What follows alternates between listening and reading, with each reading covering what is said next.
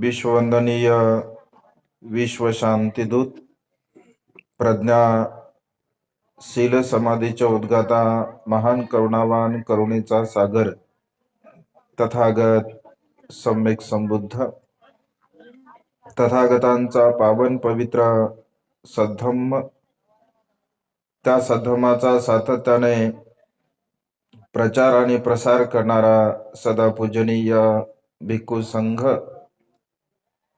बुद्ध धम्म आणि संघ या महान तीन रत्नाचे आम्हा सर्वांना माहिती करून देणारे, आम्हा सर्वांचा आधारस्तंभ, भारतीय घटनेचे शिल्पकार, बोधिसत्व गुणपेतांग डॉक्टर बाबासाहेब आंबेडकर यांच्या धम्मक्रांतीमध्ये संपूर्ण जीवन समर्पित करतो.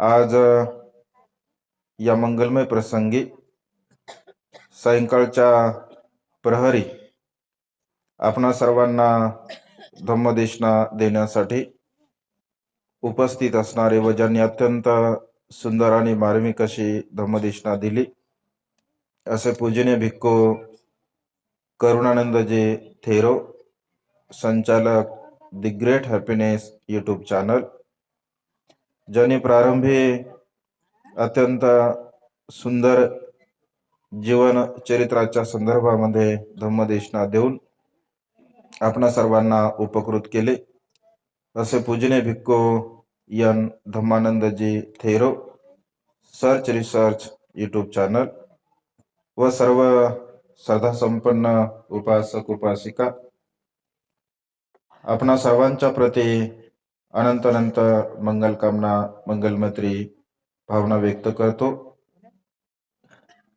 व त्याचप्रमाणे सातत्याने प्युरिटी ऑफ माइंड या यूट्यूब चॅनलच्या द्वारा धम्मदेशना श्रवण करणारे सर्वच श्रद्धासंपन्न उपासक उपासिका यांच्याही प्रती अनंत अनंत मंगलकामना मंगलमैत्री भावना व्यक्त करतो व आपणा सर्वांच्या हितासाठी, सुखासाठी आणि कल्याणासाठी तथागतांच्या श्रेष्ठ धम्मदेशनेला प्रारंभ करतो. या मंगलमय प्रसंगी पिंपळगाव काळे, तालुका नेर, जिल्हा यवतमाळ या गावामध्ये पंचशिला महिला मंडळाच्या द्वारा आयोजित या सायंकाळच्या धम्मदेशनेमध्ये विशेष रूपाने जया ताई चंद्रशेखर पाडेताईंनी विशेष पुढाकार घेऊन या धम्मदेशनेचं आयोजन केलं. 9 वाजलेले आहेत आणि मला असं वाटतं की 9 वाजेपर्यंत एक झोप होते का तुमची? नाही ना? किमान भोजन तर होतातच, कारण खेड्यामधले लोक जरा लवकरच भोजन करतात, लवकरच झोपतात आणि लवकरच उठतात. दिवसभर कामं करायची असतात, त्यामुळे 9 वाजले. आपल्याला यापूर्वी भोजनाची सूचना सुद्धा केली की भोजन आहे, म्हणजे घरी जाऊन भोजन काय करायची गरज तयार करायची नाही आहे. खरं तर हा क्षण, ही वेळ आपल्यासाठी अत्यंत अनमोल अशी आहे. भिक्खू संघाच्या धम्मदेशना आपण यूट्यूब वरती श्रवण केल्या. आज प्रत्यक्ष रूपाने आपल्याला धम्मदेशना श्रवण करायला मिळत आहे. धम्मदेशना जेव्हा आपण श्रवण करतो तर त्या धम्मदेशनेच्या द्वारा आपलं महान आणि असीमच पुण्य होत असते. आम्ही सतत धम्मदौऱ्यावरती असतो आणि नेहमीच बोलत असतो. वातावरणामध्ये बदल, पाण्यामध्ये बदल आणि कंटिन्यू बोलत असल्यामुळे जरा स्पीकर थोडा खराब आहे. म्हणजे माझा हा एकदम चांगला आहे, माझा स्वतःचा स्पीकर थोडा खासी जरा झालेली आहे आणि त्यामुळे जास्त काही बोलणार नाही. थोडक्यामध्ये एक भगवंताचा छोटेखानी उपदेश तुम्हा सर्वांना देण्याचा प्रयत्न करतो. भगवंताचा धम्म हा व्यवहारिक आहे. म्हणजे मनुष्य आणि मनुष्याचं मन कशा प्रकारे सुसंस्कारित करायचं, मनुष्याच्या मनाला परिशुद्ध कसं बनवायचं, मनुष्याच्या मनाला निर्मळ कसं बनवायचं, यावरती भगवंताने भर दिलेला आहे. कायेन सौरो साधू, वाचाय सौरो साधू, मनसाय सौरो साधू, असं भगवंतांनी म्हटलं आहे. कायेन सौरो साधू म्हणजे कायावरती संयम ठेवला पाहिजे. संवर म्हणजे संयम.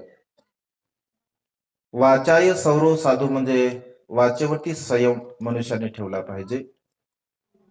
मनसाय सौरो साधू म्हणजे मनावरती आपण संयम ठेवला पाहिजे. कायावरती संयम, वाचेवरती संयम आणि मनावरती संयम.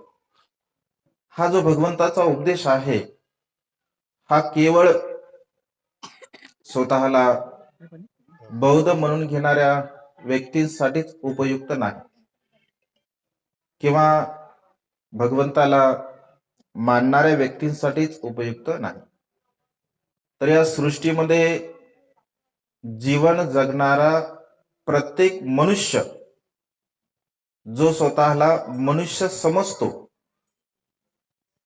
तो प्रत्येक मनुष्य मग कुठल्या जातीचा असो, धर्माचा असो, संप्रदायाचा असो, भारत देशामध्ये राहणारा असो, विदेशामध्ये राहणारा असो, जंगलामध्ये राहणारा असो, पहाडावरती डोंगरावरती राहणारा असो, कोणताही मनुष्य सत्व ज्याला असं वाटतं माझं जीवन मी सुखपूर्वक जगावं, माझ्या जीवनामध्ये कोणत्याही प्रकारचं दुःख निर्माण होऊ नये, तर त्या मनुष्याने आपल्या कायावरती संयम ठेवला पाहिजे, आपल्या वाचेवरती संयम ठेवला पाहिजे, आपल्या मनावरती संयम ठेवला पाहिजे.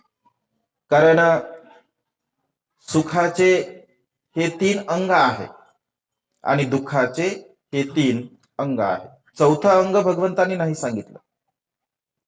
45 वर्ष भगवंताने अहोरात्र धम्माचा प्रचार आणि प्रसार केला.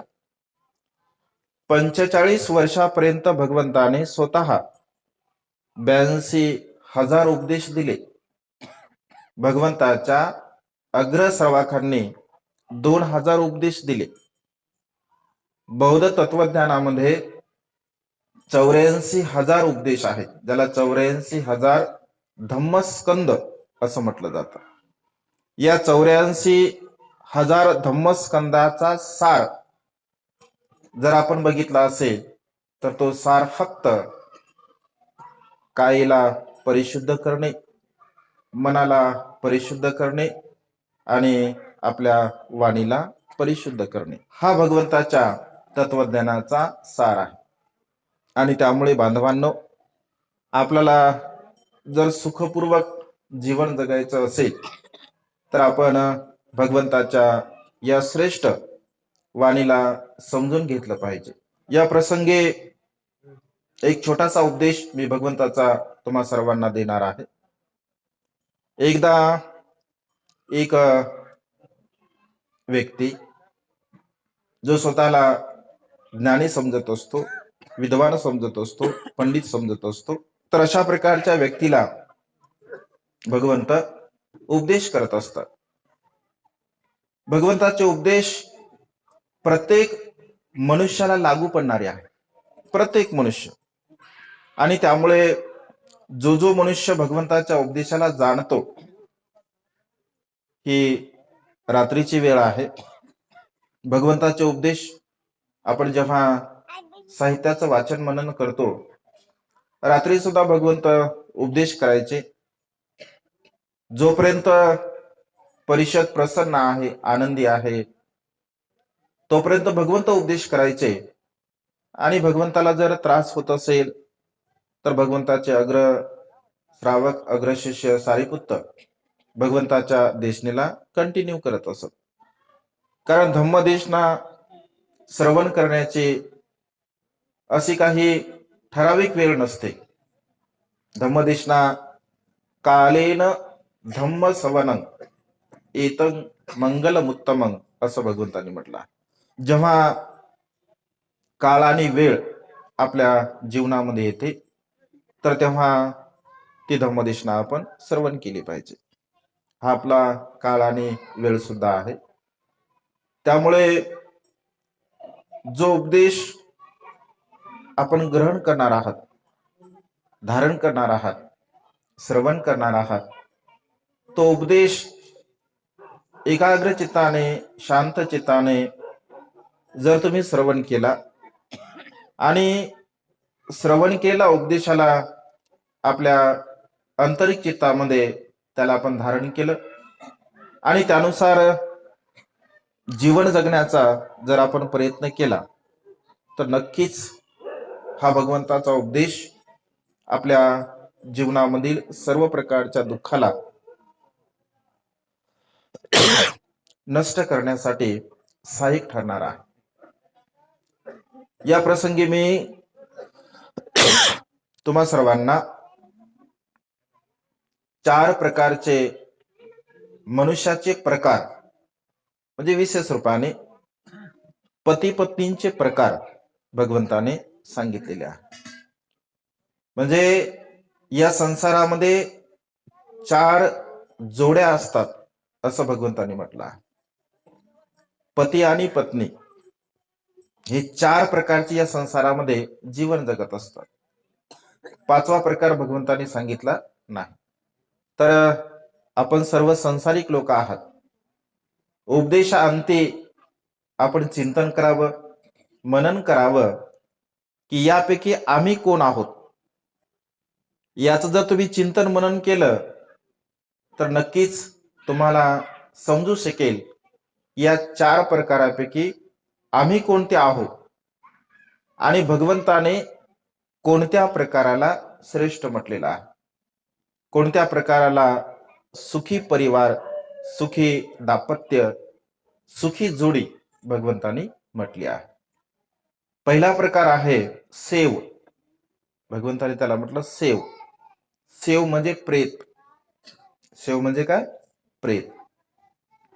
पहिल्या प्रकारामध्ये सेव सेवासोबत सहवास करतो. प्रेत प्रेतासोबत सहवास करते, राहत असते. हा पहिला प्रकार.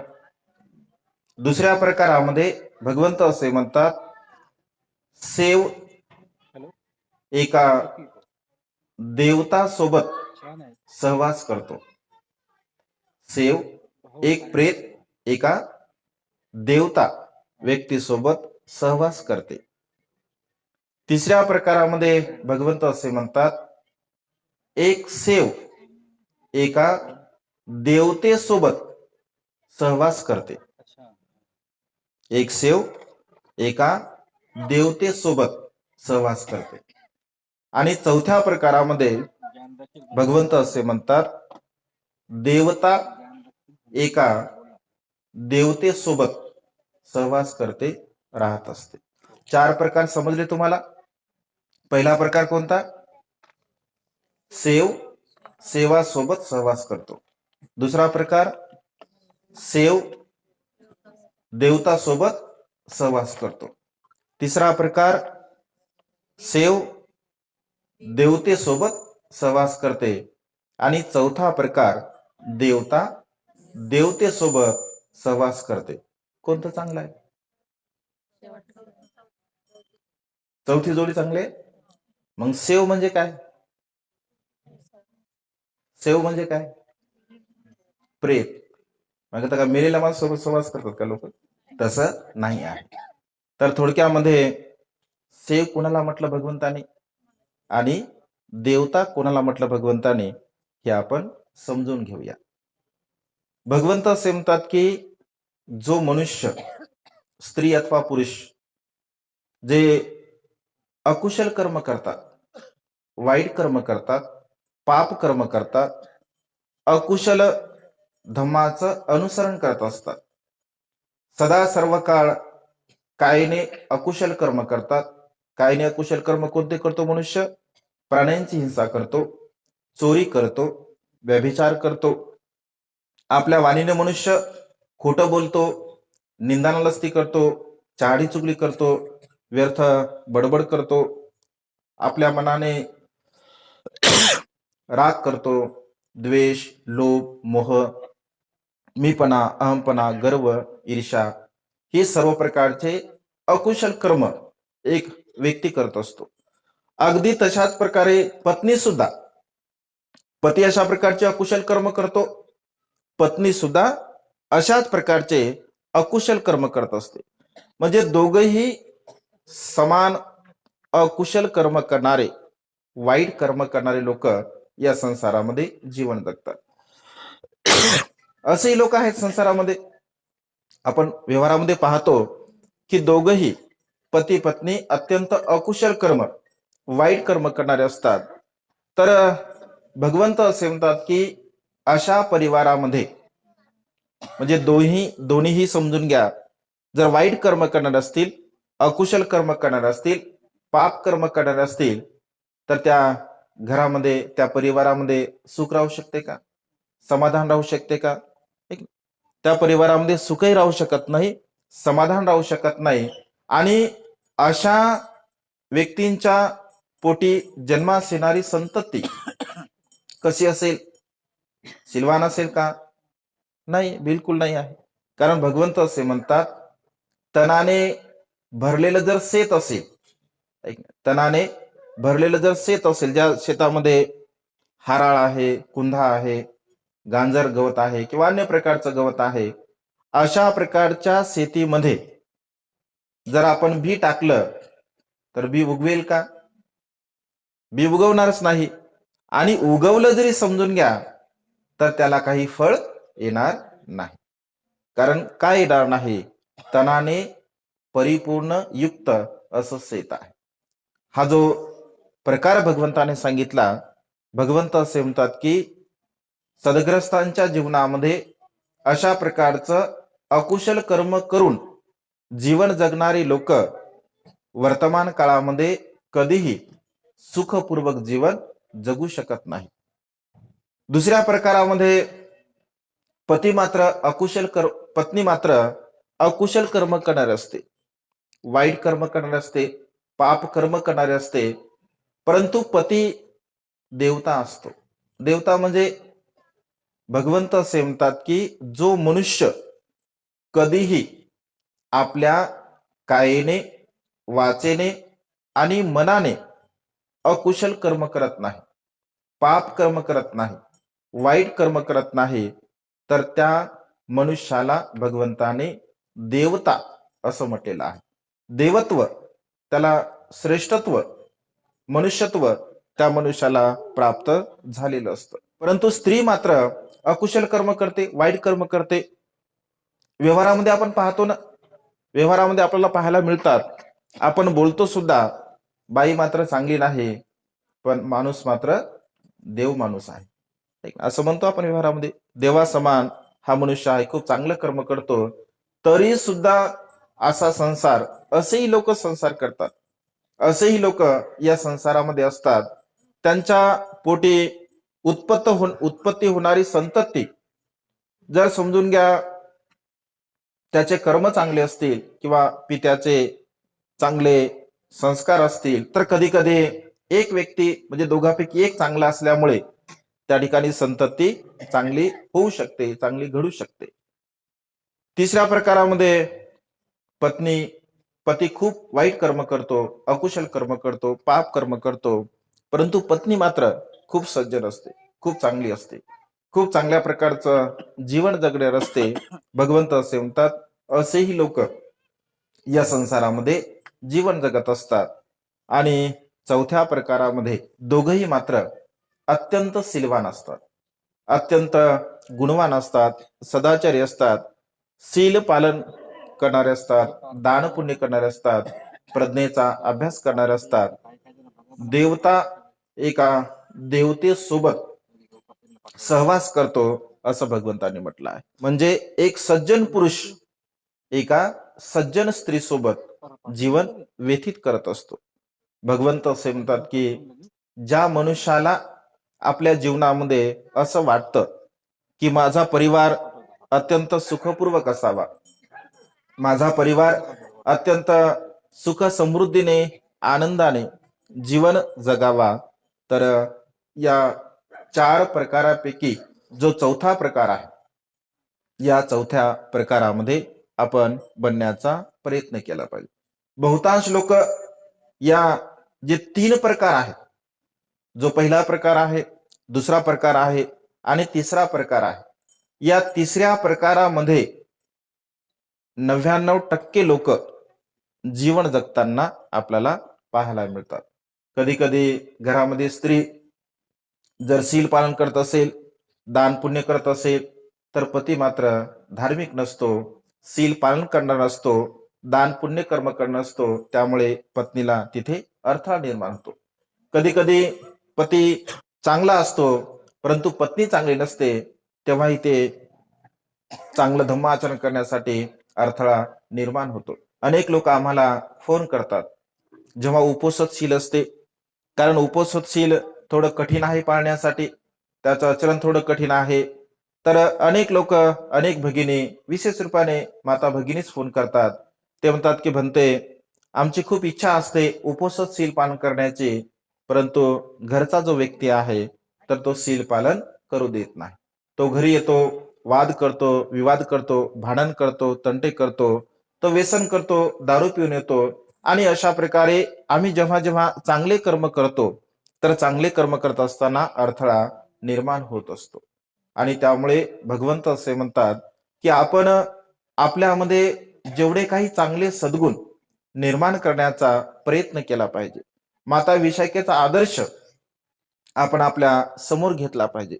माता विशाखेचे सासरे पती अधार्मिक असतात, परंतु माता विशाखा आपल्या श्रद्धा बलाने आपल्या पतीला सुद्धा बदलवते, आपल्या सासऱ्याला सुद्धा बदलवते, आपल्या संपूर्ण परिवाराला ती बदलवत असते. आपल्यामध्ये धम्म बल असं निर्माण केलं पाहिजे.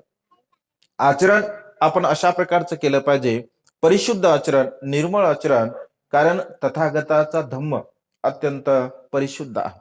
बाबासाहेब असं म्हणतात, माझं मन मजबूत आहे, मला नैतिक बल प्राप्त झालं आहे.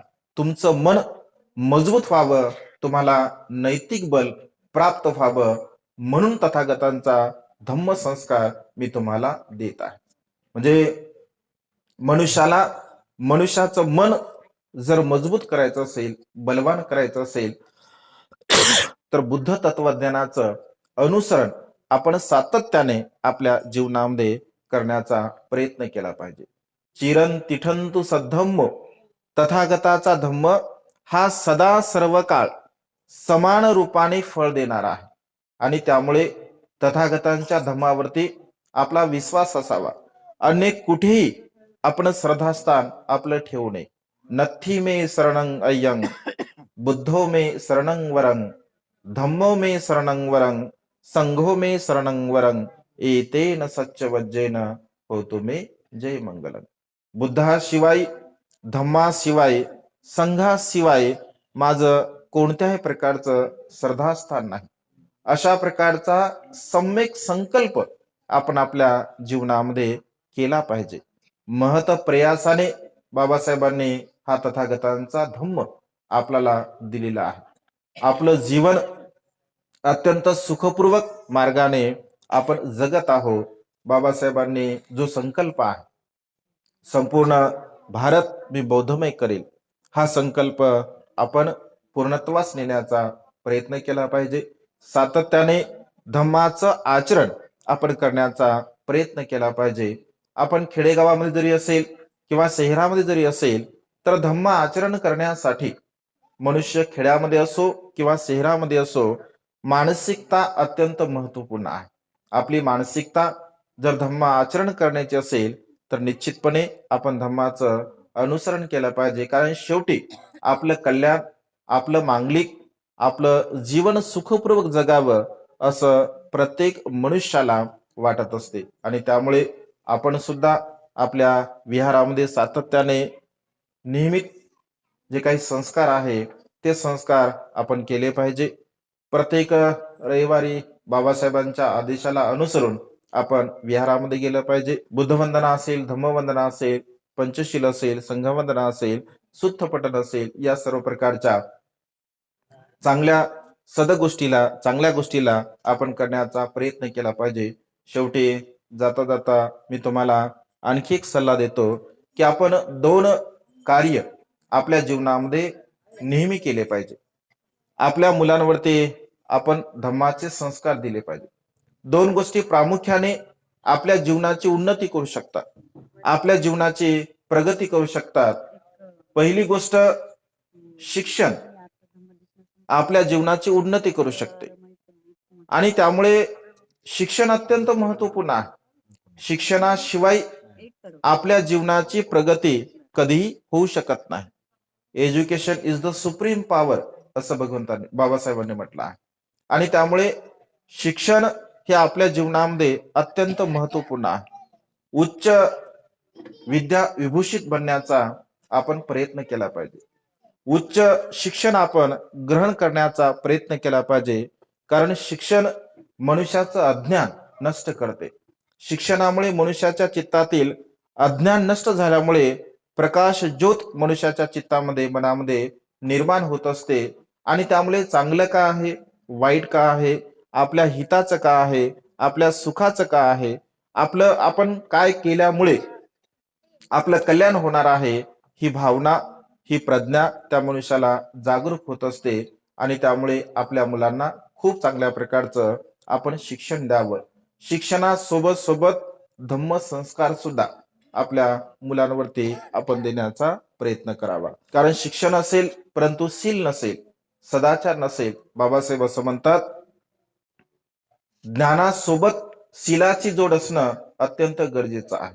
जर ज्ञानी मनुष्य शीलवान नसेल, गुणवान नसेल, सदाचारी नसेल, तर तो इतरांना फसवू सुद्धा शकतो, इतरांना तो लुबाडू सुद्धा शकतो आणि त्यामुळे शिक्षण आणि शील ह्या ज्याप्रमाणे 2 मनुष्याच्या बाजू आहे, 2 सुखी जीवनाच्या बाजू आहे, त्यामुळे आपण आपल्या मुलांना खूप चांगल्या प्रकारचं शिक्षण द्यावं, त्यांना खूप चांगल्या प्रकारे धम्माचा संस्कार देऊन आपलं मानवी जीवन दुःखमुक्तीच्या मार्गाकडे आपण घेऊन जाण्याचा प्रयत्न करावा.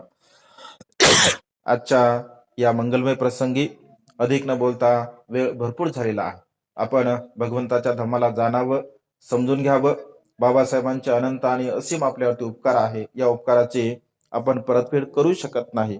बाबासाहेबांच्या त्यागाला आपण समजून घेतलं पाहिजे आणि अत्यंत प्रेमाने सुखपूर्वक आपण जीवन जगण्याचा प्रयत्न केला पाहिजे. आज या कार्यक्रमासाठी ज्या दानदात्यांनी जे काही कुशल कर्म केलं, पुण्य कर्म केलं, कळत नकळत त्यांनी या कार्यासाठी दान दिलं, या सर्वांच्या प्रती मी अनंत मंगलकामना, मंगलमैत्री भावना व्यक्त करतो.